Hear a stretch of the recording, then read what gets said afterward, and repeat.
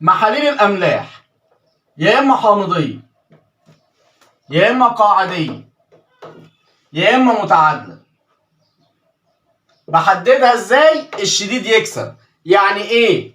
يعني أنا دلوقتي أي ملح بيتكون من أنيون وكاتيون. الأنيون قوي، الكاتيون ضعيف، النتيجة إيه؟ حامضي. الأنيون ضعيف، الكاتيون قوي، النتيجة إيه؟ قاعدي.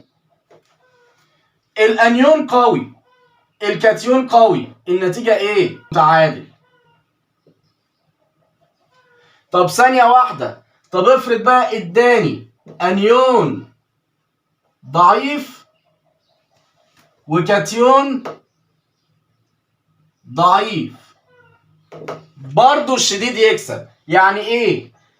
هنشوف ثابت تأين الحمض وثابت تأين القاعدة.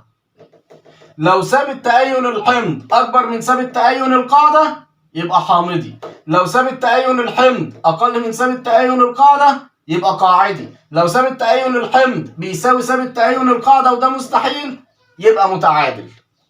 أعرف منين إذا كان الأنيون قوي أو الأنيون ضعيف؟ أعرف منين إذا كان الكاتيون قوي أو الكاتيون ضعيف؟ أقول لك رجع كل واحد لأصله. يعني إيه؟ الكاتيونات مش هنكتر في الكلام.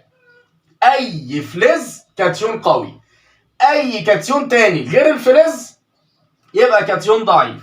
يعني كاتيون اف اي موجب 2، اف اي موجب 3، سي اي موجب 2، اي فلز كاتيون قوي.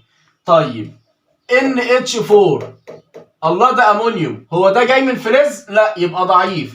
بي اتش 4 فوسفونيوم، هو ده جاي من فلز؟ لا يبقى ضعيف. كاتيون عضوي يبقى ضعيف. طب الانيونات، عايز تعرف الانيونات؟ رجع الانيون لاصله. يعني ايه؟